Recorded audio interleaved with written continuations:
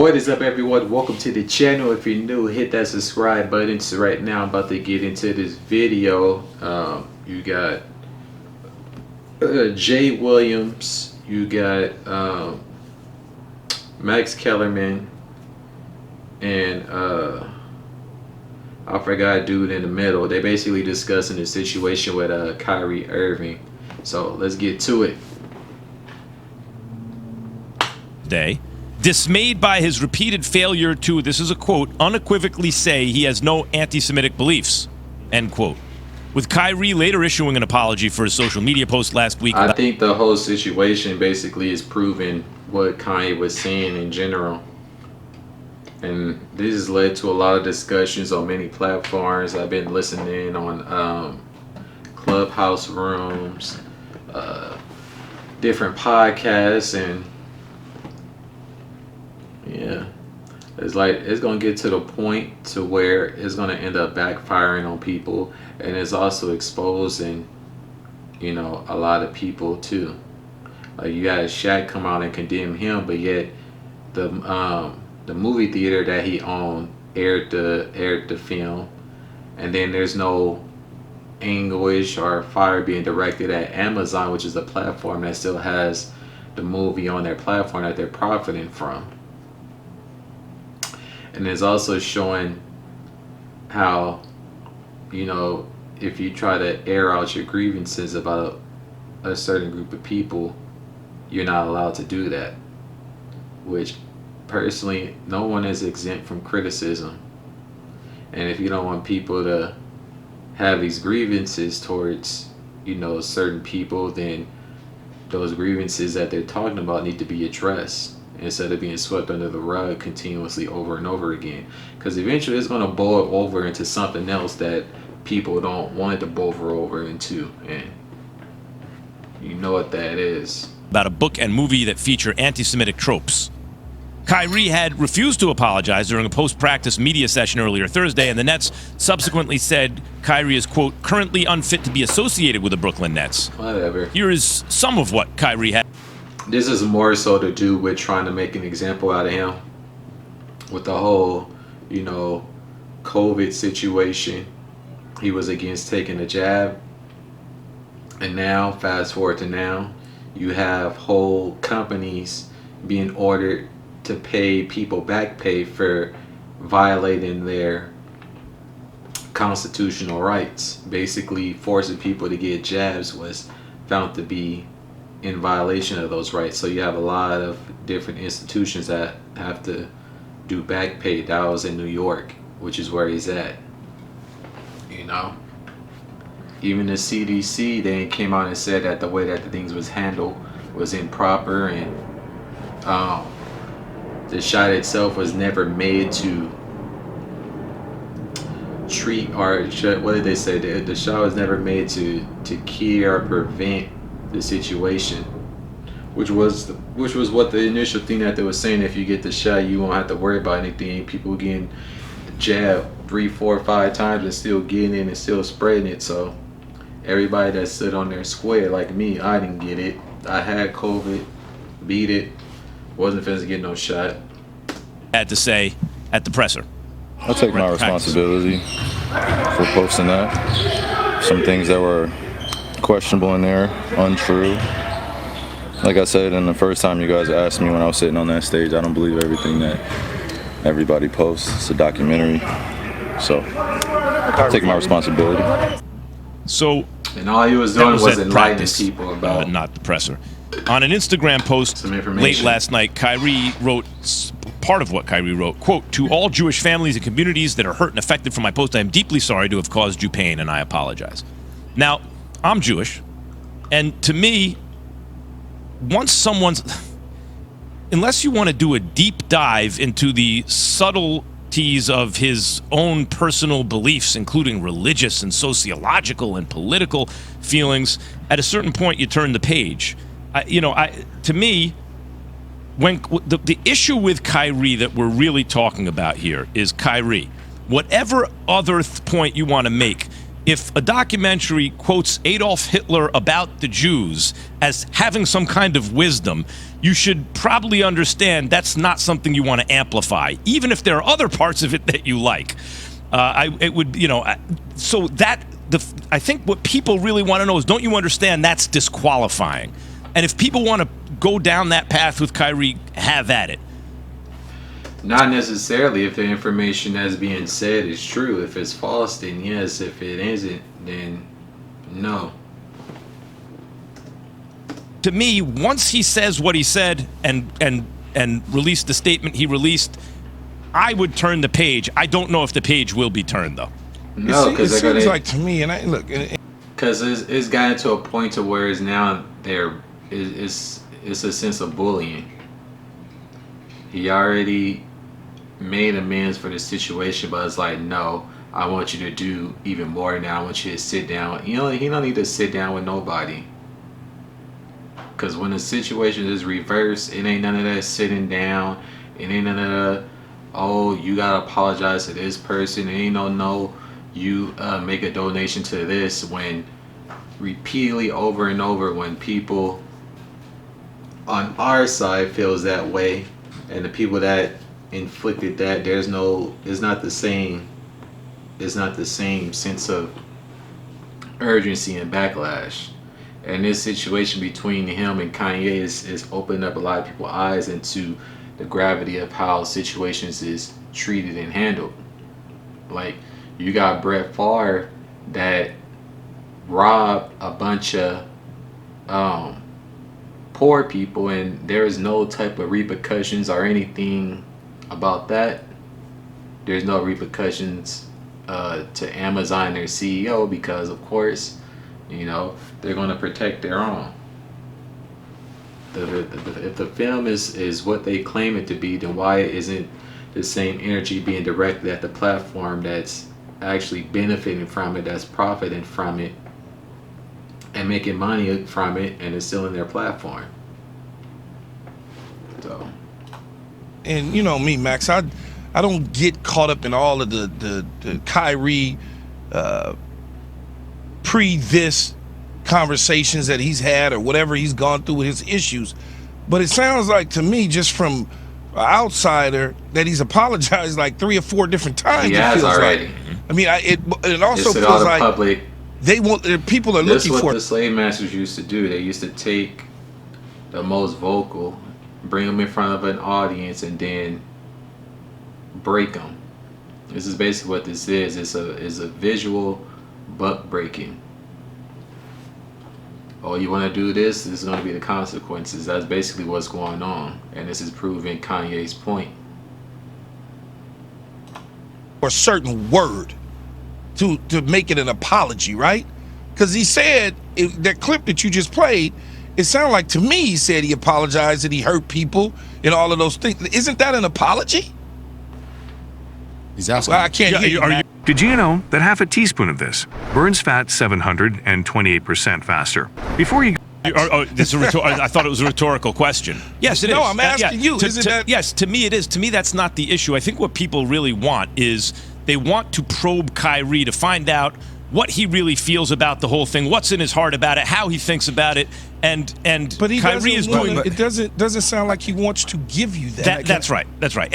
But furthermore, Kyrie, when he gets together with the attorneys or whatever it is and releases a statement, or the league, and the statement's fine, it's clean, you move on. If you then pursue him verbally at a press conference, at a practice, he may then also reveal something that you don't like. This can go on forever. Well, right? Well, it feels like he's reacting in different ways because he feels like he's being attacked. He is being attacked. And just looking at it from the outside looking in. But I just want to read the next line of his statement. He said, I initially reacted out of emotion. It's like, even with the text messages that Kanye posted in terms of his trainers, like, why isn't anything being done about it?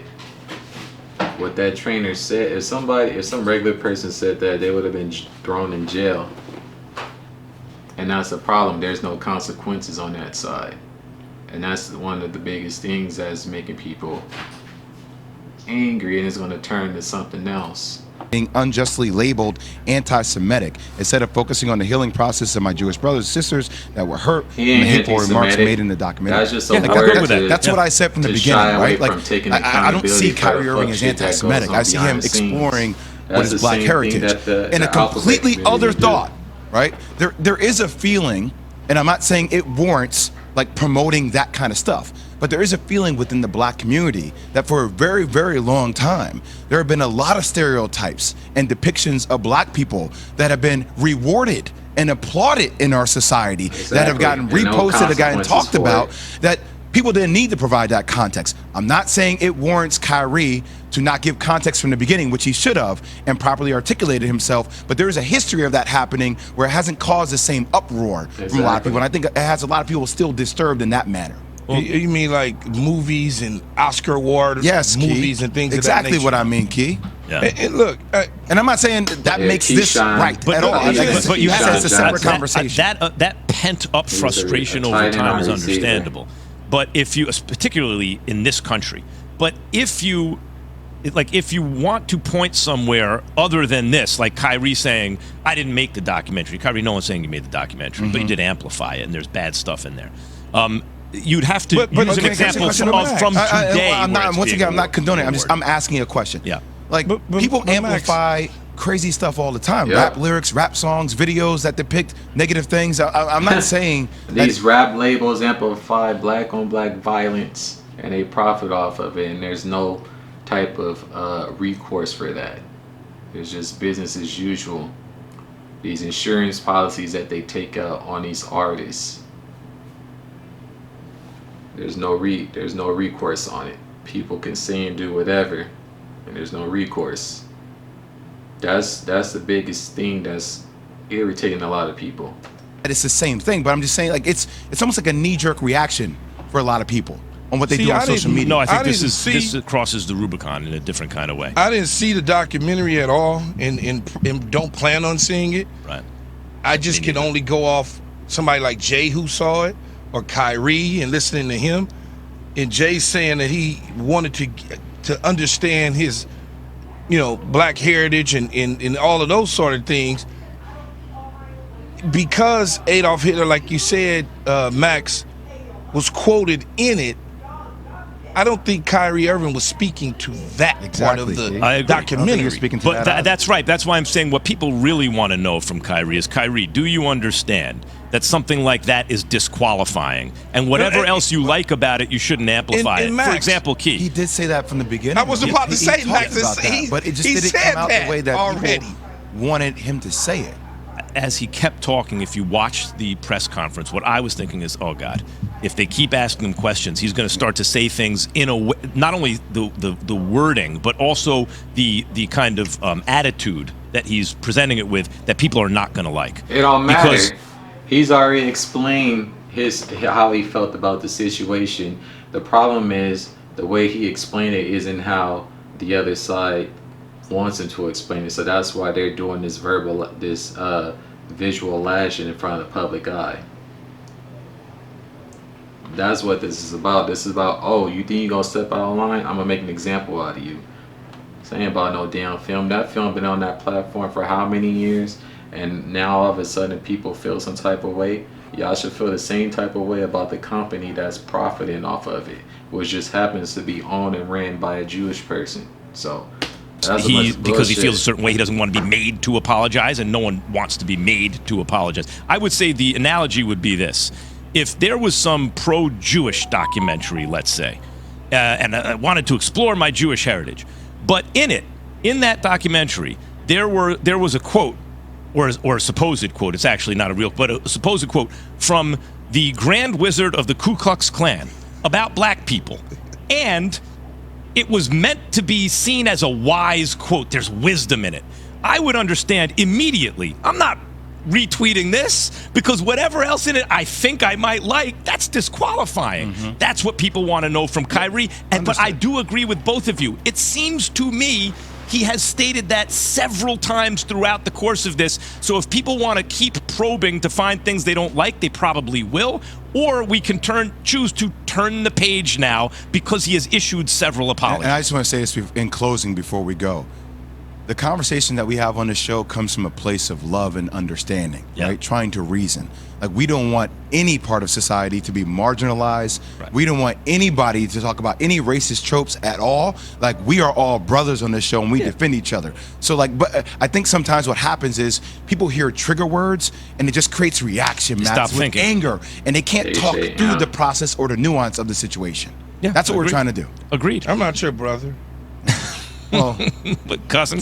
All right. I just know you from afar. We're going to be getting back to this all throughout the show. Why the biggest Dolphins hater in the media might be... Oh, did you see his head snap up when he said that? Are you talking about Keyshawn? What? Keyshawn Johnson. We'll explain after Key has this from Granger. Today. Dismayed by his repeated failure to, this is a quote, unequivocally say he has no anti-Semitic beliefs, end quote. With Kyrie later issuing... He did say that. An apology for his social media post last week about a book and movie that feature anti-Semitic tropes. Kyrie had refused to apologize during a post-practice media session earlier Thursday, and the Nets subsequently said Kyrie is, quote, currently unfit to be associated with the Brooklyn Nets. Here is some of what Kyrie had to say at the presser.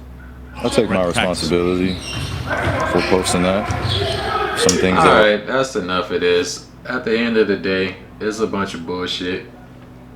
And they basically trying to make an example out of him. They couldn't get him for the COVID thing, and so now they're going to try to do that with this. And that's what this is pretty much all about. Making an example out of people. But there needs to be some recourse on the other side as well.